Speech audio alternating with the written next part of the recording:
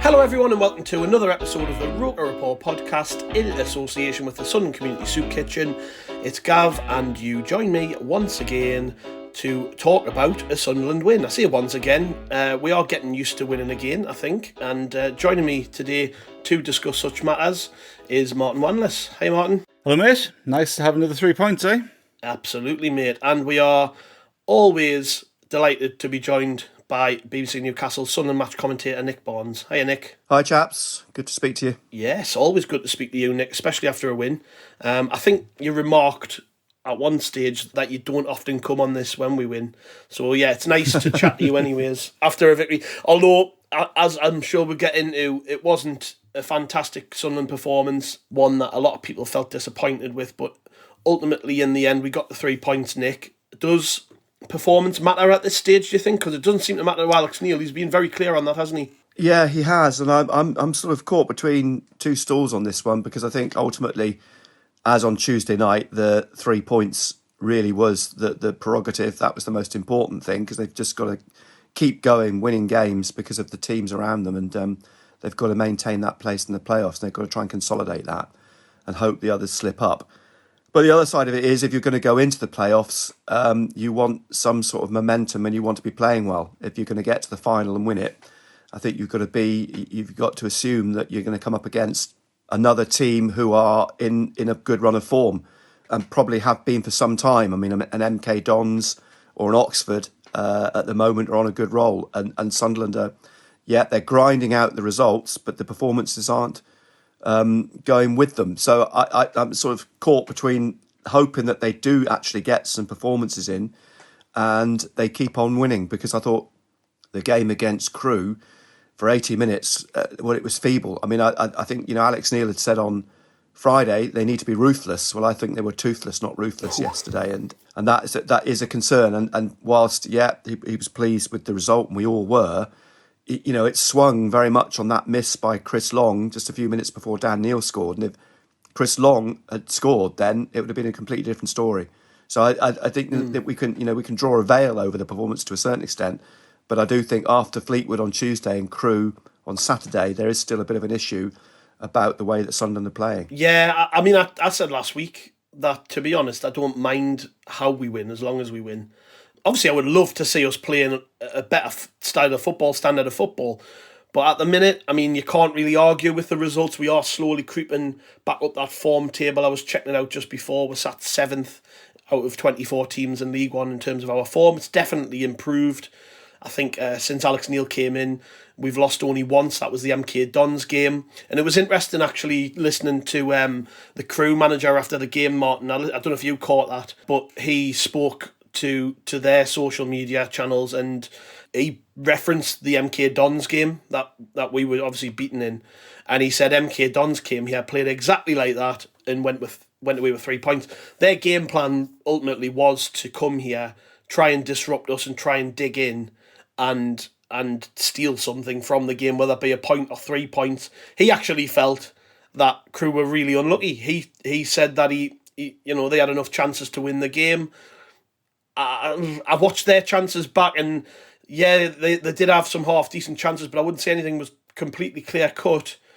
Where do you stand on that? Do you think Crewe were a little bit unlucky or not? I think when you look at the game overall, they had the best chances going into up until the last 10 minutes, didn't they? They had a few good opportunities to score, and I think we tested the keeper maybe once, didn't we? I think Ross Stewart had a header straight into the keeper's arms. Yeah, and I wouldn't even say it was testing him necessarily. It was just straight at him, wasn't it? Yeah. But, in terms of shots on target, I think, results at this stage of the season are obviously the most important thing, but we've played two poor sides at home in the last 4 or 5 days, haven't we? And we have been completely unconvincing in both games. And, I've been a bit bewildered with Alex Neil's comments after the game, because I thought, listening to him after Tuesday's game, I thought, you know what, he's spot on. Great result, terrible performance, lots of things to work on. But as Nick said, I actually think yesterday's game, the game against Crewe on Saturday, was probably worse in terms of performance than the Fleetwood game. Crewe are a worse side, they're anchored at the bottom of the league, guaranteed to go down. And I just thought we were rubbish. We were hoofing long balls up in the first half. Bailey Wright was just getting the ball in the centre of the field, holding it up to Ross Stewart's head.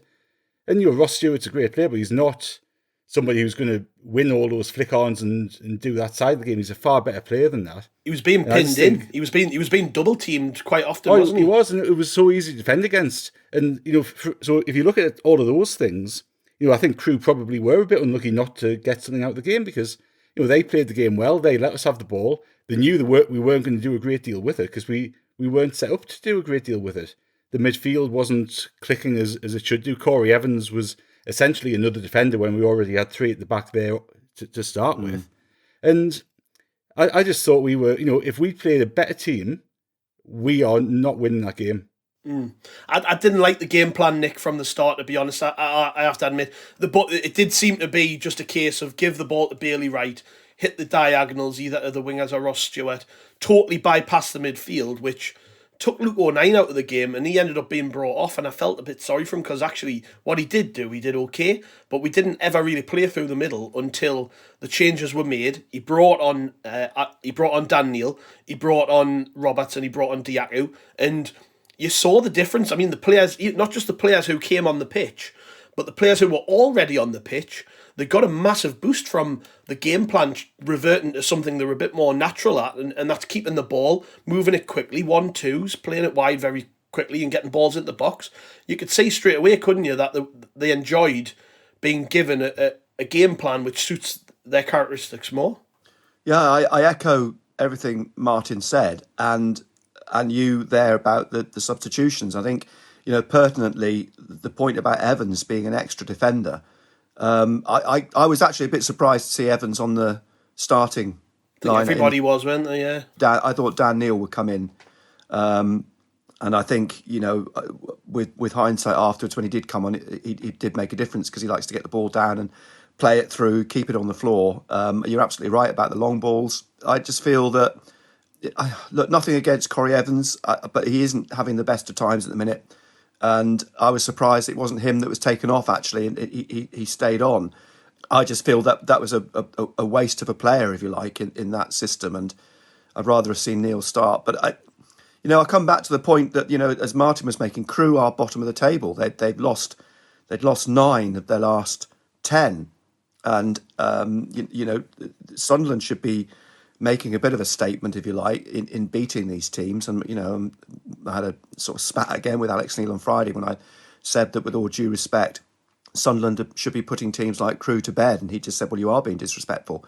But I don't think I am now at this stage of the season. If you're a team looking for promotion, look at Rotherham. They're ruthless.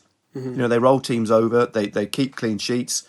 And when we had this discussion on Friday about, can you inject that ruthlessness into Sunderland? And yes, you can, but it will probably take time. But that's what Sunderland need, and they just didn't illustrate that against Crewe at all. I thought they just got bogged down in playing that long ball, leaving Defoe isolated and frustrated. Stewart, as you say, was being sort of pressed out the game. And it only changed when they bought those sort of players on that can keep it on the floor and start playing it through the middle. And as soon as they did that, Crewe were all over the place. And as we saw, Sunderland scored 2. They could have had another.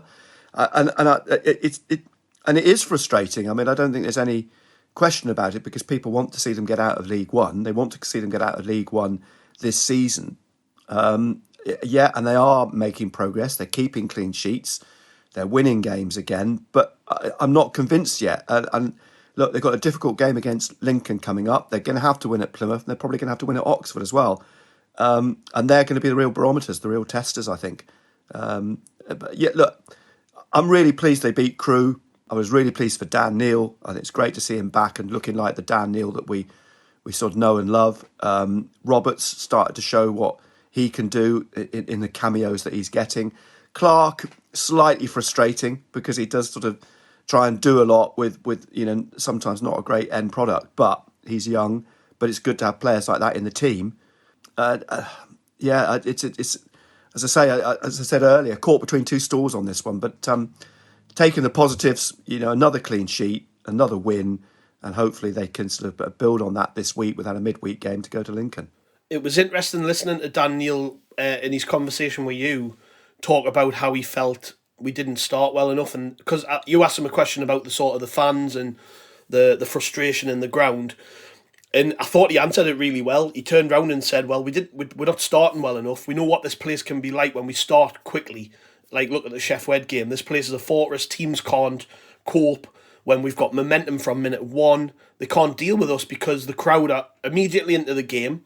And that's what frustrates me as a fan, is when I'm going to the games and I'm standing there watching it from my seat, and I'm watching us just start with no momentum whatsoever, no zip, no, you would think, like, you're playing bottom of the league, the players should be ravenous, they should be baying for blood, they should want to go and take this team apart because they're there for the picking. And Crewe, like you said, bottom of the table, bottom of the form table, they've lost 9 of the last 10 or whatever it was. You would think, wouldn't you, that the team selection especially would reflect that. It would be like, well, Crewe are terrible. They're going to come here. They're going to be crapping themselves if we start quickly because the fans are going to be well up for it, and eventually they'll cave very early in the game. Instead, we played like we were playing away from home. I felt it was how you'd set up if you were away at, I don't know, Charlton again or somewhere like that. It was like they were playing in treacle. I mean, this is the problem. And I think if they'd scored early like they did at Wigan, Crewe would have rolled over. I've no doubt. I think they would have. And you saw that after the first goal, didn't you? You saw that the second one followed quickly after. And in fairness to the fans on Saturday, I thought actually they were good. They didn't get as frustrated as they probably had a right to be. I mean, there were times that there was a bit tense. But I certainly felt in the second half, the longer it was going on, and Sunderland were labouring to get a goal, they actually at times did try and get right behind the team and whip them up. And all credit to them for that, because I spoke to a few people at half time and they were basically bored. It hadn't been the team hadn't given anybody anything to get worked up about. And in fairness to them, they didn't boo them off in any great numbers at half time. They didn't sort of get underneath the players' skins, if you like, and make them tense a couple of times. There was maybe moments when Sunderland did look a little bit tense on the ball, but that's not through the fault of the fans. I think by and large they stuck with them on Saturday. So all credit to them for that. But they need to be given something at home. You've got to be, as you say, at home, taking the lead. You've got to get out and get in these teams' faces and make sure that they know they're in a game. And to my mind, they just didn't do that. They just got themselves bogged down again. What do you think that Alex Neil should do from here, Martin, in terms, because he's got to look at the last week, hasn't he, and think, and I think, to be fair, in some of the comments I've heard from him, he's fairly realistic with the way we played. He's admitted it wasn't good enough. You've got to look at the 2 games and think, well, it took him making a raft of subs in both games to totally change the momentum of the fixture. Do you think that now? Because I mean, we all know now. Well, Corey Evans is struggling. There's certain players have came on and made an impact. Do you think he will sort of look to change that up ahead of the next game? Because I think, like Nick touched on right at the start, I don't think anybody expected Corey Evans to start the game, and he did, and that worries me slightly. Yeah, it's been a funny one, hasn't it? Because he started the game on Saturday with kind of what finished Tuesday and what worked on Tuesday. So following that logic, you wouldn't be surprised to see Roberts back in the team on Saturday against Lincoln, Diaku playing right wing back, and Dan Neil starting the game in place of Corey Evans, because that's what's worked this week. But to me, that's kind of the sign of he's still not 100% certain about what he's doing in terms of what the players are actually capable of. He said yesterday after the game that was the first time he'd seen what the Dan Neil that people had talked about. Dan Neil hadn't shown that in training or in games, so he's obviously still getting to grips with the players that he's got under his wings at the moment. But the thing with the style of play, and this is me kind of maybe looking at it from maybe an overly positive perspective, but there is a potential school of thought that goes, well, he came in and looked at the fixtures that we had left. And, we've got some tough games in terms, we had MK Dons at home, Wigan away, we've got Rotherham at home to come, we've got to go away to Oxford, away to Plymouth. And the other games that we've got at home are all against sides lower down the league, like Fleetwood, like Crewe, like Shrewsbury, Morecambe, who we've got away from home, Cambridge at home. So, there's a school of thought that he's kind of going, okay, to get anything out of those away games where we have struggled before he's come in those hard away games, to get anything out of those away games, we've got to be a lot stronger at the back and play a bit more defensively. So we're just going to kind of do that to get the team used to it. So when we play in Rotherham, when we go at Oxford, and if we get in the playoffs, which is still an if, we are more in a frame of mind about being pragmatic and defensive and banking on the fact that we've actually got better players to come on in the last 10, 15, 20 minutes to win the game. So there's part of me that's kind of thinking this is actually his plan for the rest of the season. It's not necessarily how we'd go longer term, but in terms of actually getting us promoted, which, when push comes to shove, that's why he was brought in, to get us up, because the thought Lee Johnson wasn't going to get us up. So, potentially he's looked at the fixtures and gone, you know what, we need to toughen up away from home. That's where it's going to be won or lost. Regardless of how we play, essentially we'll get points against Fleetwood, points against Crewe, etc., etc. So, I kind of wouldn't be surprised at all to see us going into the Lincoln game exactly the same, with, Evans playing at the back there in front of the defence, and exactly the same game plan. We keep it tight, we try to get a goal, and if we haven't got into the lead with 15 minutes remaining, we chuck on some subs to try to get the win. That's an interesting point Martin makes, actually, Nick, about style of play, because when Alex Neil came in, I spoke to fans of Preston and Norwich, and they spoke, first and foremost, by the way, this is like one of the first things that they all said, we played really good football, especially Norwich fans. Norwich fans thought he was fantastic, front foot, high pressing, high octane football that gets fans excited and off their seat, which makes me wonder, I think Martin makes a cracking point there, like, is this just a case of him finding any which way he can to get this team more solid and capable towards the end of the season? Yeah, I think Martin makes a good point. I think it's difficult to really get in Alex Neil's head at the minute in terms of what he's trying to do, and you can only be guided by what he's saying after games. And yeah, I think he is being pragmatic.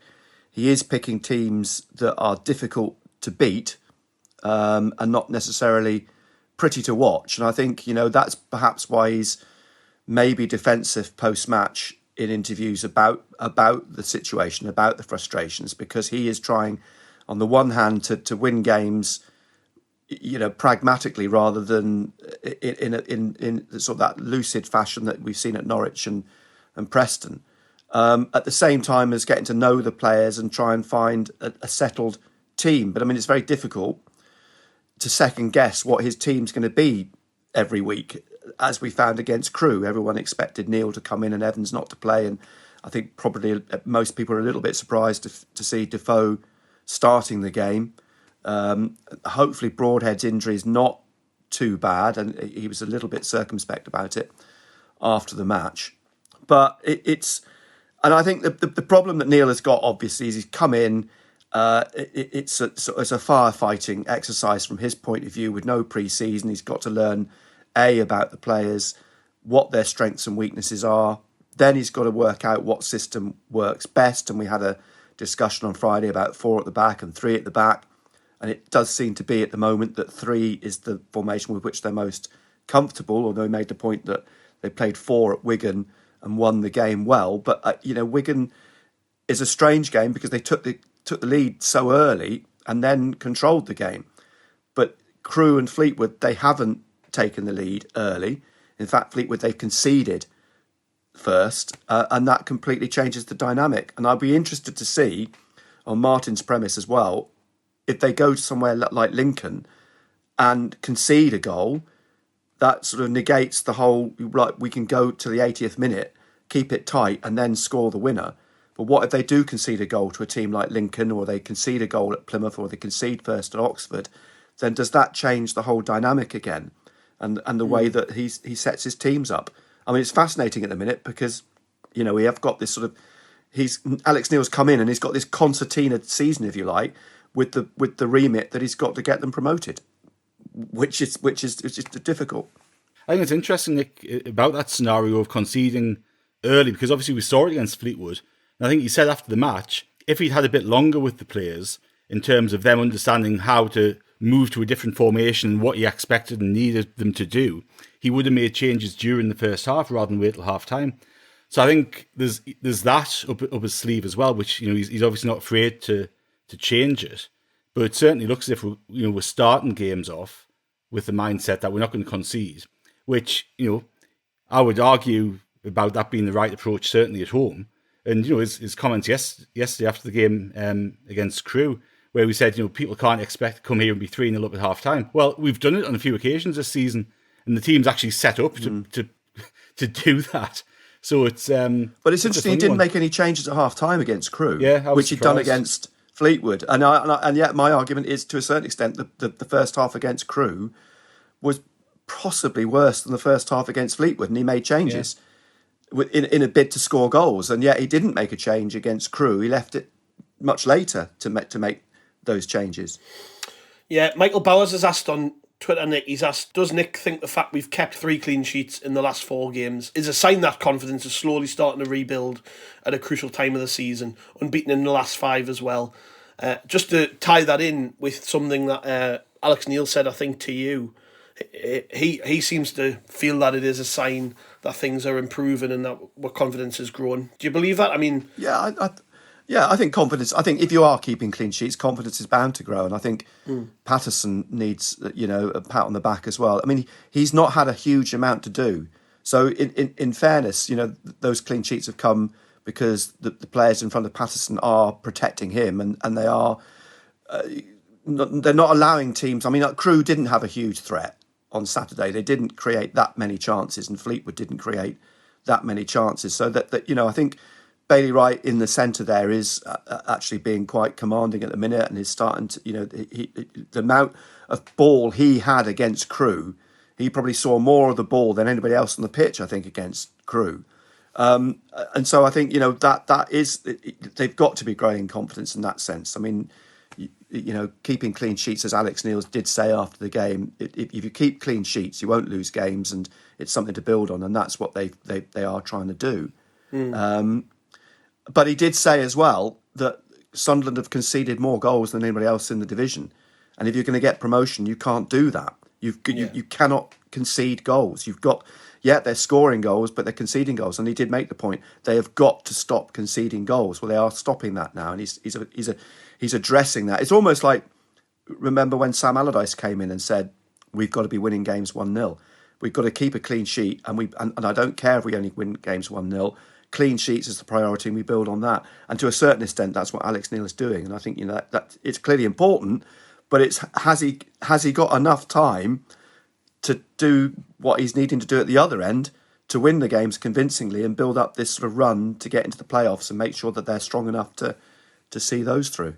Yeah, we haven't really touched on the goals, so we'll do that quickly, Martin. They were both really good goals, weren't they? I mean, the football, particularly in the second one, was brilliant, I thought. I mean, we've spent a lot of time talking about how bad the performance was, but to the credit of the players, the goals were good, weren't they? I mean, the first one from Dan Neil, he's done that a couple of times, hasn't he, where he's hit them first time from that sort of area around the box and put it away. And then the second one, lovely link-up play from Matete to Clarke, and then Roberts back to Clarke, and then back to Roberts to finish it off.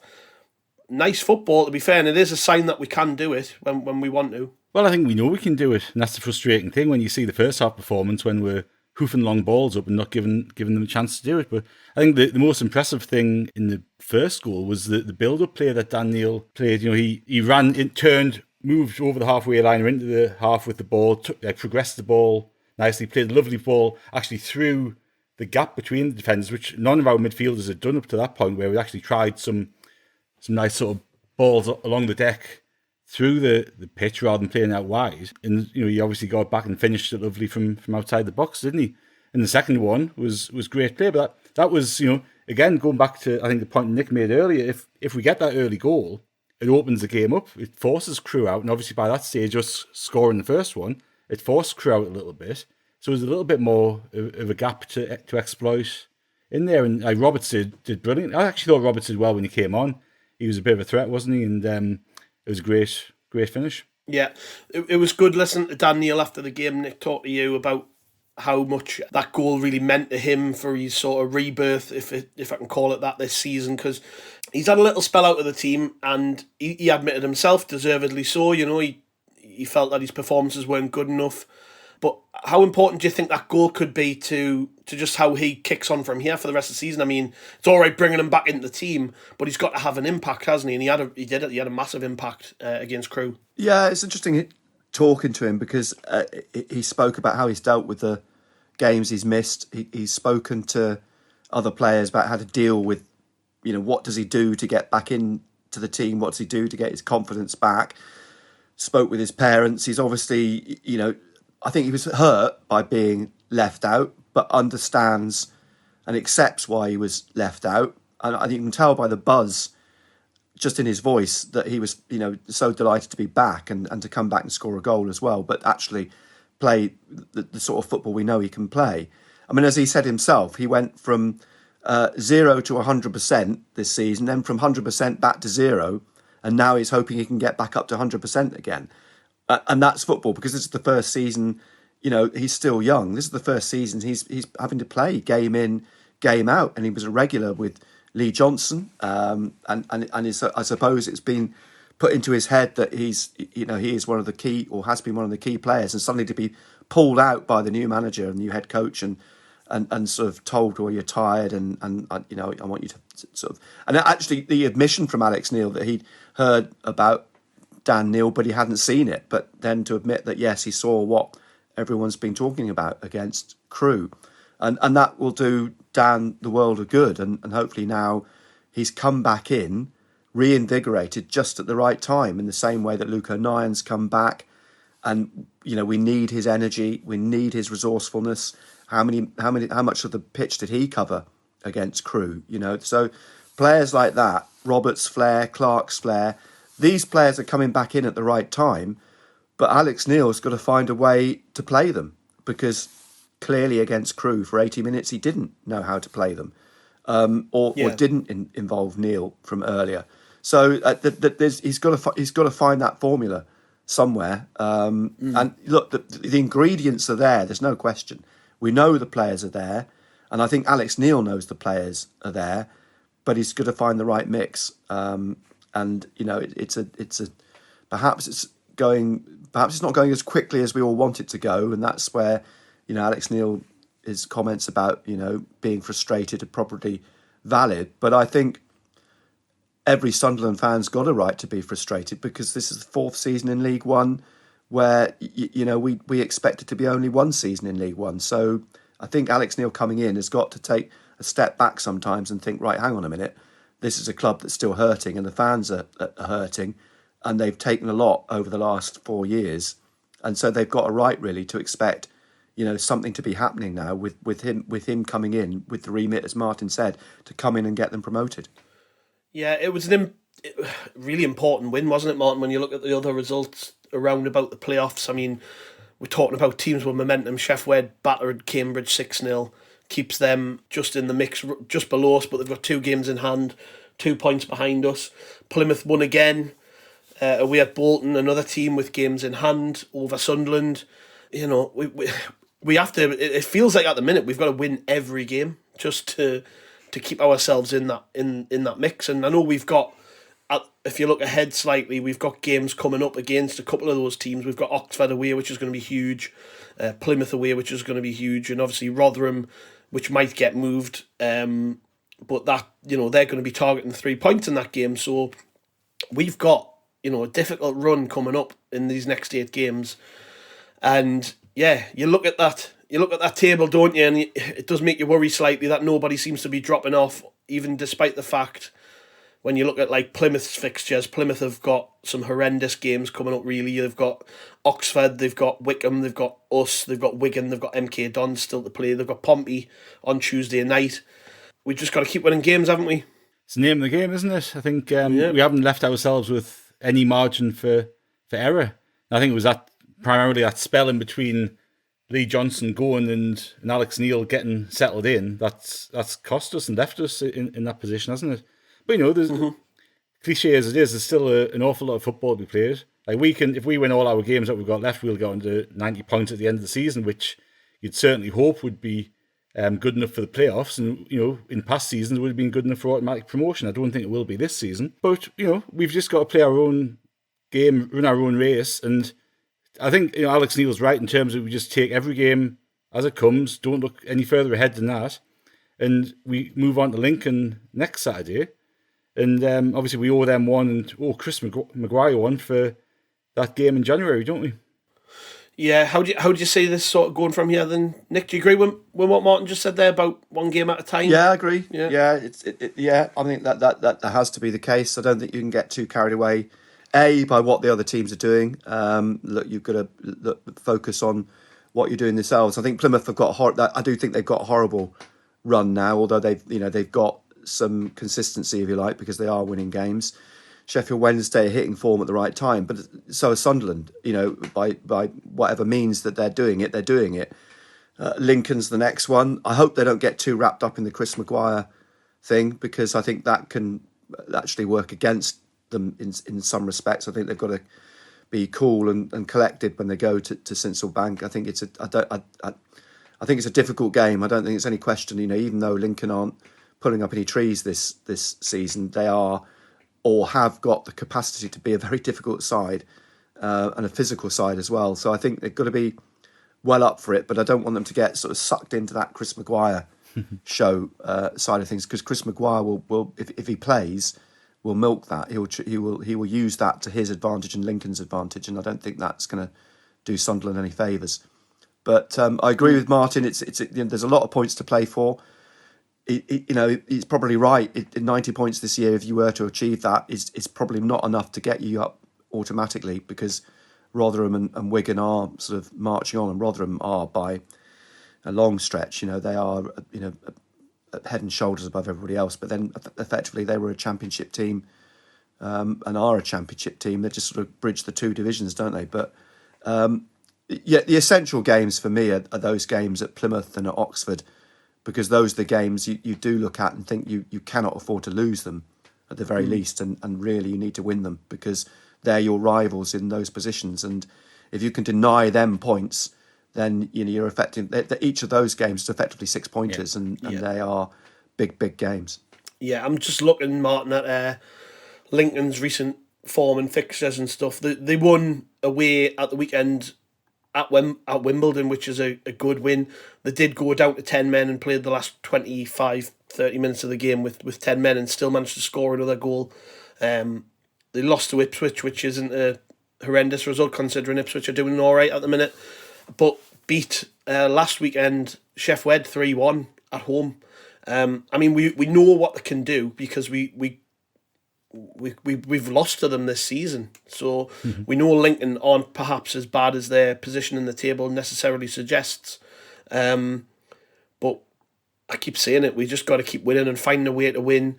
I don't think that we'll be as wide open as we were in that home game. I think that was probably, when you look back at it and think about Lee Johnson's, the sort of end of his tenure, it was just before he left the club, about a fortnight before, and he did get sucked into that, didn't he? If you remember back to that game, the pitch was shocking, and we tried to play across the floor, and we got found out pretty easily in that game, didn't we? So, are you confident at all? I mean, it's difficult to be confident when if we come off the back of a game yesterday where we'd absolutely steamroll at Crewe, you would be very confident. But obviously, performances aren't matching the results at the minute. I've got confidence that we'll go in and be solid, and it'll be a relatively tight game, and we'll hopefully grind out a result. And I think that game at home, I think that's it's a bit of an anomaly, really. Like, as you say, it was that game where I think hadn't the sprinklers come on, and there was a whole controversy about the sprinklers before the game, and somebody had watered the pitch when they shouldn't. Obviously, if you remember, that was a Tuesday night after we'd had that game against Wickham on the Saturday, where we conceded a last minute goal, and you don't concede that one, and who knows what happens after that. And it was through that time where we were playing with a number of players out through COVID, where we chose to play rather than postponing the games. And you chuck in the Chris Maguire thing with, obviously he had a problem with Lee Johnson, didn't he?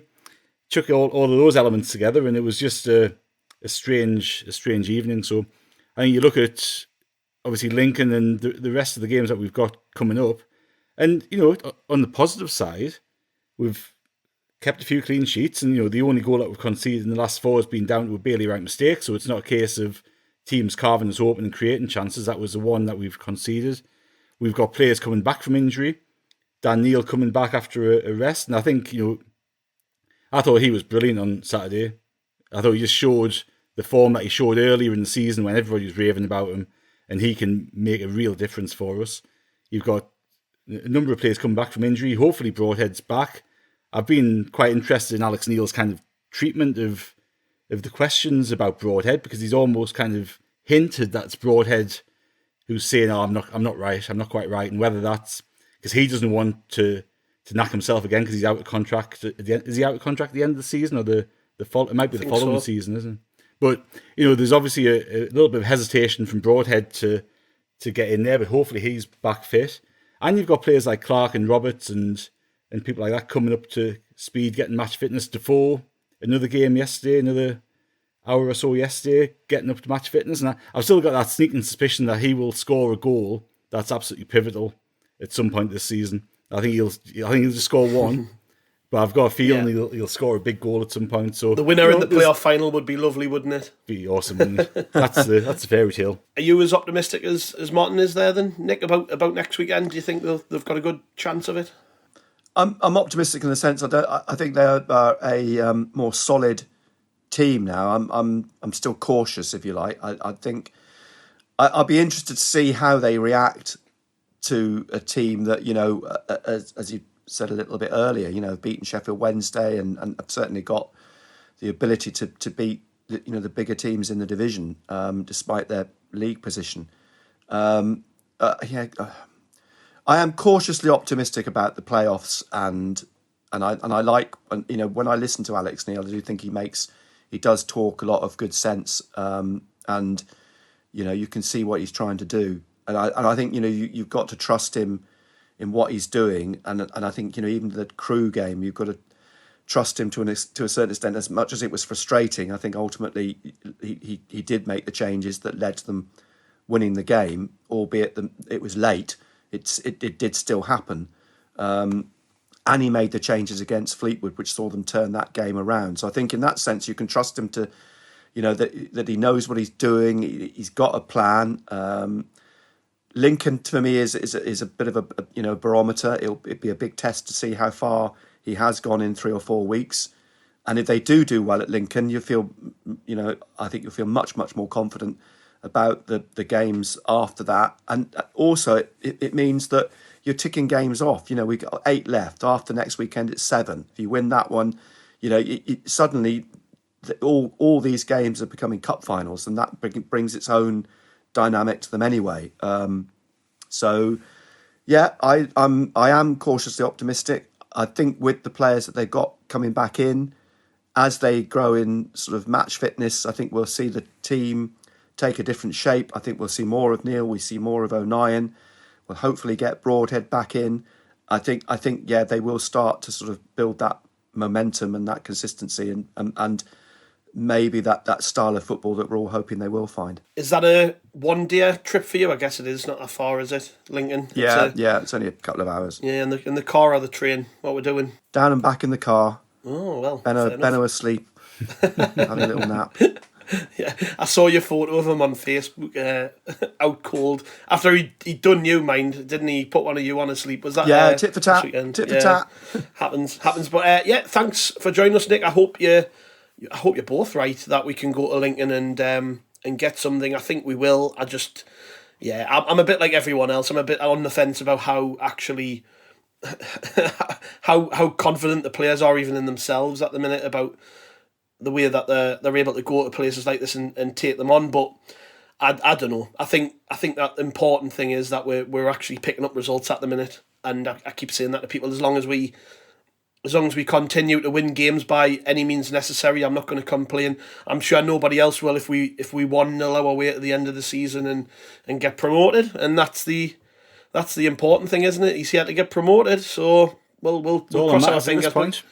It is. But yeah, cheers, Nick. Thanks for joining us, mate. Really appreciate your time, as always. Thank you. And you, of course, Martin. We appreciate Cheers. your time. And yeah, we'll be back through the week. We'll probably have a preview pod with something of a Lincoln persuasion. So make sure you check that out. And also check out ROKERRAPPORT.com all the way through the week as we bring you all our usual reaction to whatever's going on in the world. And with it being Sunderland, something mad will probably happen during the week to fill that void where there's usually a game. So yeah, we'll catch you later. Cheers.